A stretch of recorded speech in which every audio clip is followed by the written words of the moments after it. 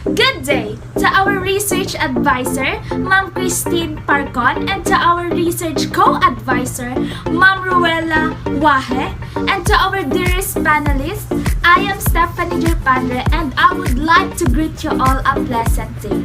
We will be presenting our study entitled Food Safety and Food Handling Practices of Street Food Vendors, together with my group mates, Miss Angel Ann O. Batadlan, Miss Rowelyn C. Batake, Miss Micaela Angela B. Datuin, Miss Hazel D. Casamayor, Miss Hamilyn B. Haco, and Miss Joanne N. Montaño. For the introduction of the study, here's Miss Hamilyn B. Haco. In many developing countries, cities, and towns, the street food sector plays a significant role in providing urban people dietary needs. According to Ring 2011, street food selling has become a major public health risk that affects everyone. As stated by the World Health Organization 2021, contamination of food causes foodborne infections which can occur at any point along the food production, delivery, and consumption chain.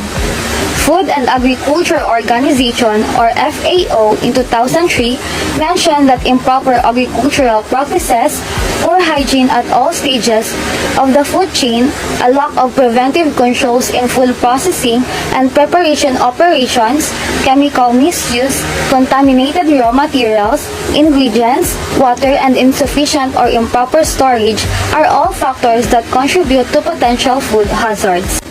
In South Cotabato, according to Estabildo 2021, health officials have initiated an inquiry into an alleged food poisoning case that left at least 50 teachers sick over the weekend during a seminar at Coronadal City.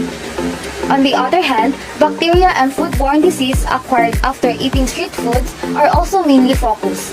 The purpose of this study was to examine food safety and food handling practices of street food vendors, particularly in Coronadal City. Good afternoon. I am John N. Montaño and I'm going to present to you the statement of the problem. Street foods are well known and are served as short meals or snacks. They are popular among urban people in developing countries because they are regarded to be economical, handy, and appealing. Unsanitary conditions at food handling and vending locations are significant risk factors for foodborne illnesses. Foodborne diseases and food poisoning outbreaks have been connected to a variety of stakeholders. As a result, food safety has become a major public health concern. Therefore, food safety knowledge and practice are critical concerns with serious consequences for public health. This study aims to identify the food safety and food handling practices of street food vendors in Coronadal City. Specifically, it seeks to answer the following. Number 1. What are the socio-demographic profile of the respondents in terms of age, sex, educational attainment, and working experience? 2. What are the food safety practices of street food vendors? 3. What are the food handling practices of street food vendors? 4. Is there a relationship between socio-demographic profile of the respondents and food safety practices? 5. Is there a relationship between socio-demographic profile and food handling practices of street food vendors? The following statement of the problems wants to examine and determine the food safety and food handling practices of street food vendors in Coronadal City, particularly in Biwok, Agan Homes, and in Central 1. For the summary of methodology, this chapter describes the research design, research locale, respondents of the study, sampling technique, research instrument, data gathering procedure, statistical treatment, and ethical consideration. For the research study, this study used quantitative research design. According to BABE 2010, quantitative methods emphasize objective measurements and the statistical, mathematical, or numerical analysis of data collected through polls, questionnaires, and surveys, or by manipulating pre-existing statistical data using computational technique. Along with the use of descriptive methods, it is being used to collect data to answer the wide range of questions and to know the food safety and food handling practices of street food vendors.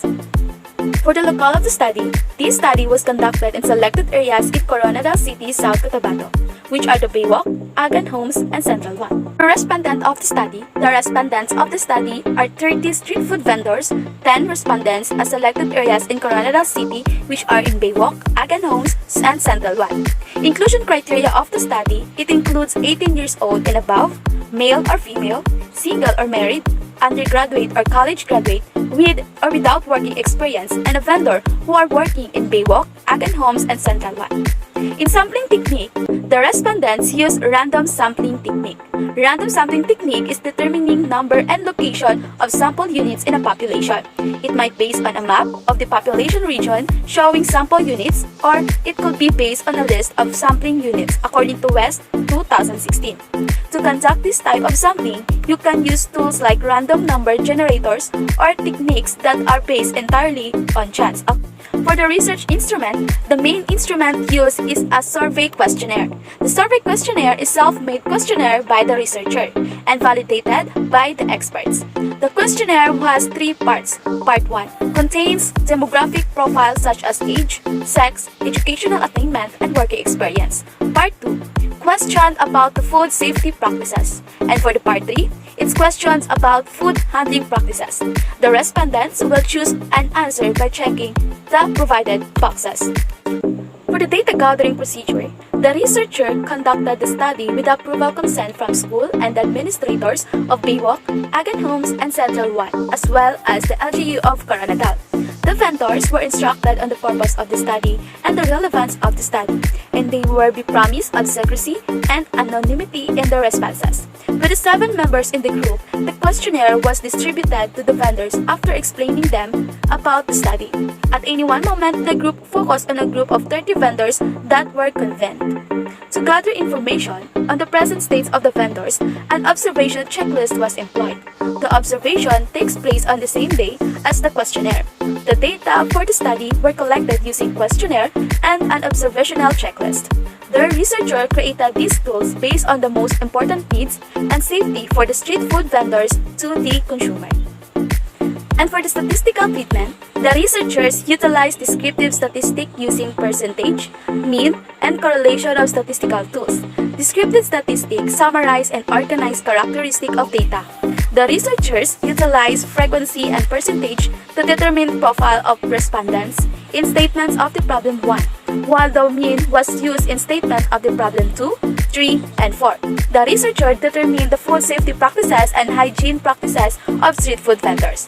This study also used Likert scale with a 4-point rating system, where the respondents asked to indicate how much they highly utilize or not utilize on the statement, and there were 4 alternatives for measuring satisfactions with neutral option in the middle. The Likert scale is a popular scoring method that consists of multiple declarative statements that reflect a point of view on a subject.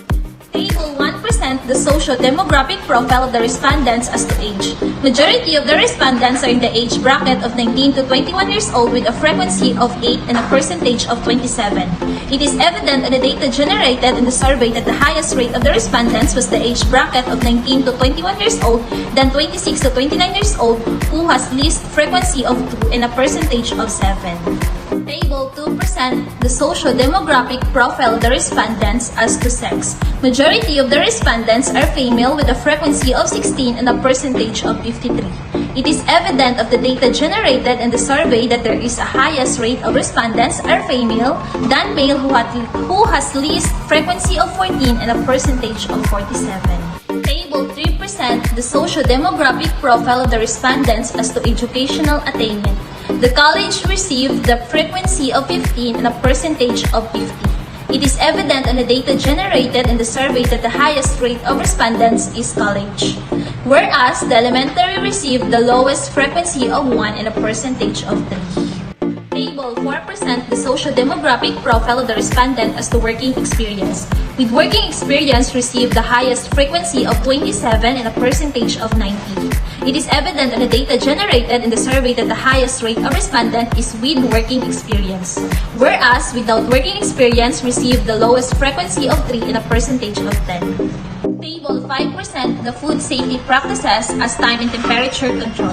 The data show that among the indicators, the covered and a separate individual has the highest mean of 3.87, which interpreted as always implemented. It is evident on the data generated in the survey that it is the highest rate of the respondents, whereas the lowest mean in the data show that among the indicator is the chilled below 5 degrees Celsius received the 3.17, which interpreted as often implemented. Table 6% the food safety practices as display temperature for potential hazardous food. The data show that among the indicators, the will keep risk food out of the temperature danger zone, prevent freezing of the product and hot food at 60 degrees Celsius or above, has the highest mean of 3.73, which interpreted as often implemented. It is evident on the data generated in the survey that it is the highest rate from the respondents, whereas the lowest mean in the data showed that among the indicators, the frozen food maintained in a hard frozen state received the 3.47, which interpreted as always implemented.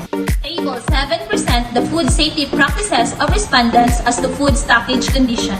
The data showed that among the indicators, the all food must be covered has the highest mean of 3.93, which interpreted as always implemented. As it is evident on the data generated, the survey that it is the highest rate from the respondents, whereas the lowest mean in the data show that among the indicator is the all storage is prudent and inspect through, received the 3.27, which interpreted as often implemented. Table 8% the food preparation area of the respondents. The data showed that among the indicators, the sanitized chopping board with sanitizing detergent but rinse it thoroughly with water after sanitizing has the highest mean of 3.87, which interpreted as always implemented. It is evident on the data generated in the survey that it is the highest rate from the respondents, whereas the lowest mean in the data showed that among the indicator is the discard stagnant water and have the area secured received the same mean of 3.57, which interpreted as often implemented. Table 9% the waste management. The data show that among the indicators, the wet garbage containers covered to avoid contamination has the highest mean of 3.93, which interpreted as always implemented. It is evidenced by the data generated in the survey that it is the highest rate from the respondents, whereas the lowest mean in the data show that among the indicator is the lined wet garbage containers with plastic received the 3.77, which interpreted as always implemented. Table 10% the waste management throw away any food that was. The data show that among the indicator, the served but not eaten unless it is wrapped has the highest mean of 3.83, which interpreted as always implemented. It is evident on the data generated in the survey that it is the highest rate from the respondents, whereas the lowest mean in the data show that among the indicator is the fallen on the floor on the date or expired, received the 3.10, which interpreted as often implemented. Table 11% the hygiene, personal hygiene standards. The data show that among the indicators, the take daily showers, wear clean clothes daily, keep any open cuts or wounds covered, do not smoke near food beverages preparation area, and avoid excessive makeup has the highest mean of 4.0, which interpreted as always implemented. It is evident on the data generated it is in the survey that it is the highest rate from the respondents, whereas the lowest mean in the data show that among the indicator is the keep away personal items like shoes, bags, aprons away from the dining and food preparation area as they may be contaminated and become a source of cross-contamination. Received the 3.10, which interpreted as often implemented. Table 12% the hygiene, personal practices. The data show that among the indicators, the avoid touching cooked or ready-to-eat food with the bare hands, avoid touching food surfaces with the bare hands, and clothing must be clean, has the highest mean of 3.83, which interpreted as always implemented. It is evident on the data generated in the survey that it is the highest rate from the respondents, whereas the lowest mean in the data show that among the indicator is the avoid using hairpin, received the 3.17, which interpreted as often implemented. Table 13% the food handling practices before. The data show that among the indicator, the store item correctly, store products appropriately in occurred containers, store items in correct condition to maintain freshness and quality, Cleaning of utensils and wearing clean clothes has the highest mean of 4.0, which interpreted as always implemented. It is evident on the data generated in the survey that it is the highest rate from the respondents, whereas the lowest mean in the data show that among the indicator is none. Table 14% the food handling practices during. The data show that among the indicators, the label product correctly, store items in correct condition to maintain freshness and quality has the highest mean of 4.0, which interpreted as always implemented. It is evident in the data generated in the survey that it is the highest rate from the respondents, whereas the lowest mean in the data show that among the indicator is the wearing hairnet, that has the mean of 3.07, which interpreted as often implemented. Table 15% the food handling practices after. The data showed that among the indicator, the stored item correctly, store product appropriately in cured containers, store item in correct condition to maintain freshness and quality, cleaning of utensils, maintaining personal hygiene, and sanitizing hand with alcohol or other disinfectant has the highest mean of 4.0, which interpreted as always implemented. It is evident on the data generated in the survey that it is the highest rate from the respondents, whereas the lowest mean in the data showed that among the indicator is the changing soiled clothes, that has a mean of 3.90, which interpreted as always implemented. Table 16%, the relationship between the socio-demographic profile of the respondents and food safety practices. The data showed that the relationship between the age, sex, and educational attainment of the respondents and food safety practices interpreted as very low positive correlation, while work experience to food safety practices interpreted as very low negative correlation. Table 17%, the relationship between the socio-demographic profile of the respondents and food handling practices. The data showed that the relationship between the age, sex, and educational attainment and work experience of the respondents to food handling practices interpreted as very low positive correlation. Conclusion. In conclusion, this research study was conducted by the researchers that mainly aim to know the food safety and food handling practices of street food vendors in Coronadal City. The study demonstrated to know what constitutes of the food safety practices and how they handle the food properly. With the data gathered, mostly all indicators of the researchers came back with feedback of being always implemented. The same was revealed in the findings for the food handling practices used by the street food vendors before, during and after food preparation, with almost all revealing that the indicators are always implemented. The areas that had feedback with almost all ratings of 3 and below belonged to the categories of personal hygiene practices and waste management. This indicates that these areas need more focus and priority when it comes to the knowledge and skills of the street vendors. Generally, this study, which was conducted by the researchers, is extremely significant not only for themselves, but also to find out if the food being consumed by the public is correctly prepared by the street vendors, and it shall cause no harm to the overall health of the public. This study concludes that while street food is readily available and inexpensive, proper food preparation is still necessary to prevent any kind of illness or disease. For recommendations, we have required to attend seminars about food safety and food handling practices, provided with trainings or seminars to be reminded of a standard that they must follow to prevent contamination when it comes to food safety and food handling practices. Next, have workshops that will help improve their skills about food handling practices. This will help the street vendors and align with proper food preparation and the prevention of food contamination. The workshops, seminars, and trainings will also serve as an update system for the street vendors. So it will broaden their knowledge about updated utensils used for cooking, and it will also help them learn new techniques that can be applied when it comes to handling food. The rules and initiatives that they have acquired from these kinds of trainings should be implemented to enhance the knowledge, attitude, and skills when it comes to food. The vendors should have reminders of the steps that should be done to enhance the operational conditions and amenities of street food stalls, such as providing clean, secure areas that have access to potable water and effective trash collection and disposal systems, so that the rubbish does not accumulate, causing contamination and bad odors later on. Next, we have street food vendors should be taught, or it should be also included in their seminars about hygiene in all areas, starting with the vendors themselves.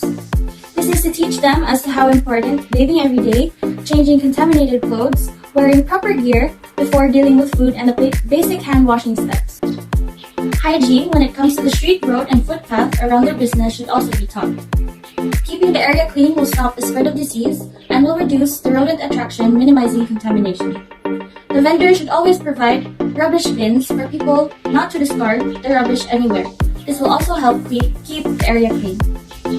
Food should be kept cool in ice boxes so that when it is cooked, the product has not been susceptible to bacteria through high temperatures. And lastly, we have the cleaning of utensils, bench surfaces, and other areas of food preparation should be included as part of their hygiene.